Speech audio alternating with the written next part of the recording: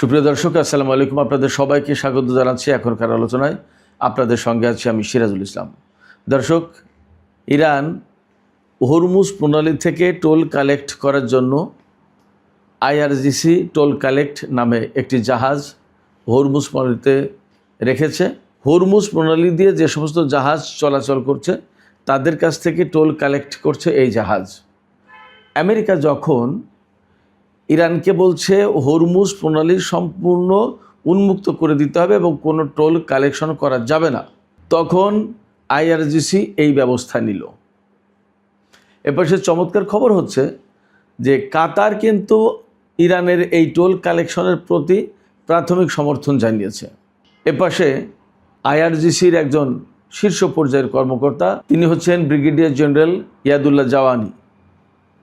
এই ভদ্রলোক বলেছেন একদম সুস্পষ্ট করে, ডোনাল্ড ট্রাম্প যখন ইরানের উপরে প্রচণ্ড রকম চাপ সৃষ্টি করছে, চুক্তির ভাষা আরও শক্ত করছে, তখন তিনি বলেছেন আমেরিকাকে খারাপ চুক্তি করতে হবে অথবা তার চেয়ে খারাপ চুক্তি করতে হবে। তার মানে হচ্ছে ইরান আমেরিকার শর্তে চুক্তি করবে না, আমেরিকাকে ইরানের শর্তেই চুক্তি করতে হবে। সুপ্রিয় দর্শক, এই বিষয়গুলো নিয়েই এখন আলোচনা করব। আশা করি আপনারা সঙ্গেই থাকবেন। একদম সহজ করে যদি বলি, হরমুজ প্রণালীর ম্যাপ আপনাদের নিশ্চয়ই এতদিন মুখস্থ হয়ে গেছে। পারস্য উপসাগর থেকে তেল, গ্যাস বা অন্যান্য উপায় উপকরণ নিয়ে, পণ্য নিয়ে যে সমস্ত জাহাজ বের হবে, সেই সমস্ত জাহাজকে হরমুজ প্রণালী পাড়ি দিয়ে পার হয়ে আপনার ওমান সাগর, আরব সাগর, এগুলো পার হয়ে ভারত মহাসাগর দিয়ে যার যার গন্তব্যে যেতে হবে। হরমুজ প্রণালী ব্যবহার করে কোন কোন দেশ, আমি আজকে আপনাদের সবাইকে আরেকটু স্মরণ করে দিই, খেয়াল করে দিই। ইরান, ইরাক, কুয়েত, সৌদি আরব, কাতার, বাহরাইন, সংযুক্ত আরব আমিরাত এবং কখনো কখনো ওমান।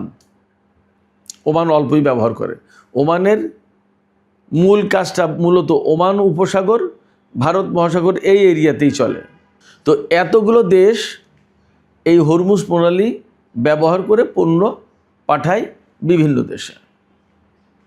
এখানে হরমুজ প্রণালী কন্ট্রোল যেহেতু করছে বা করবে ইরান এবং ওমান, তাহলে টোল দিতে হবে এই দুই দেশ, তো তাদের নিজেদের জায়গা হরমুজ প্রণালী, এরা তো আর টোল দেবে না।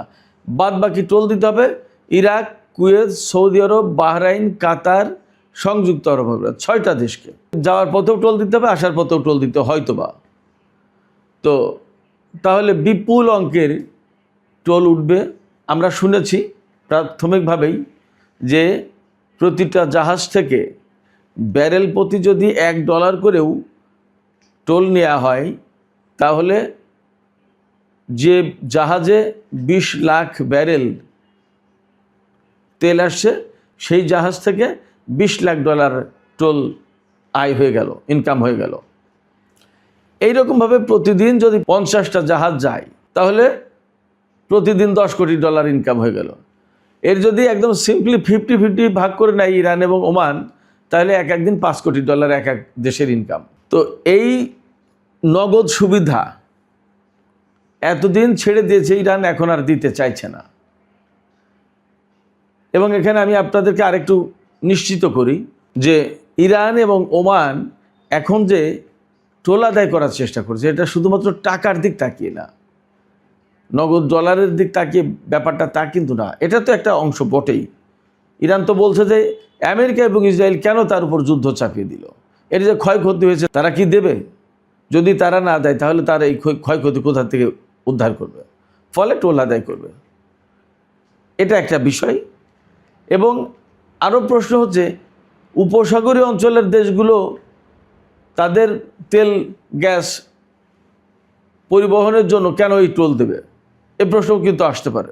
এর জবাবে বলা যাবে যে এই উপসাগরীয় দেশগুলোর ভূমি, মাটি, ঘাঁটি, বন্দর, আকাশপথ ব্যবহার করে যেহেতু ইরানে হামলা চালিয়েছে, তার মানে এই সমস্ত দেশ পরোক্ষভাবে ইরানের হামলার ব্যাপারে আমেরিকাকে, ইসরায়েলকে সহযোগিতা করেছে। আর যেহেতু এরা সহযোগিতা করেছে, অতএব এদেরকেও ক্ষতিপূরণের অংশীদার হতে হবে।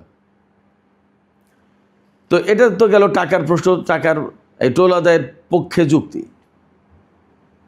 কিন্তু সবচেয়ে বড় যে লক্ষ্য অর্জন করতে চায় ইরান, এই হরমুজ প্রণালীতে জাহাজ চলাচলে কন্ট্রোল আরোপ করে, সেটা হচ্ছে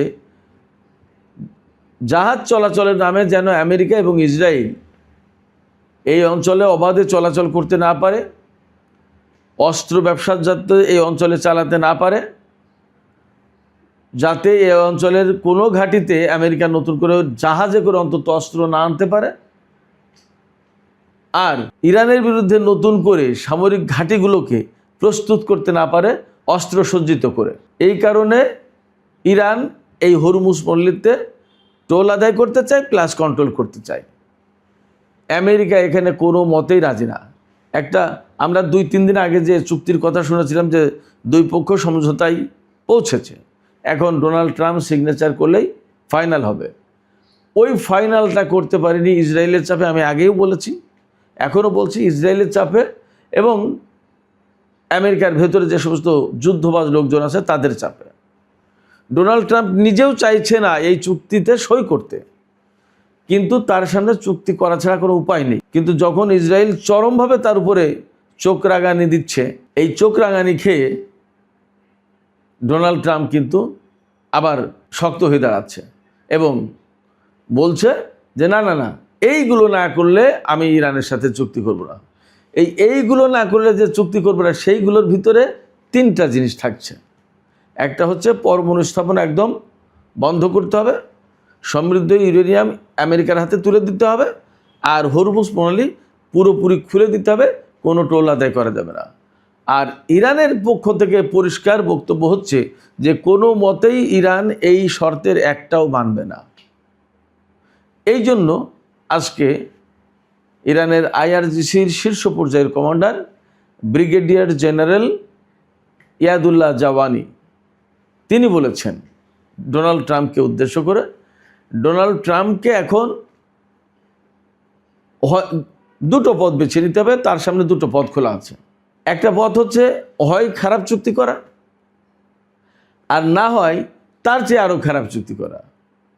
মানে এটা এক ধরনের ডোনাল্ড ট্রাম্পকে খানিকটা হালকা করে ফেলা কথা দিয়ে, যে আপনি যে বলছেন যে আমি খারাপ চুক্তি করব না, কিন্তু আপনাকে খারাপ চুক্তিই করতে হবে, আর তা যদি না করতে চান তার চেয়ে আরও বেশি খারাপ চুক্তি করতে হবে।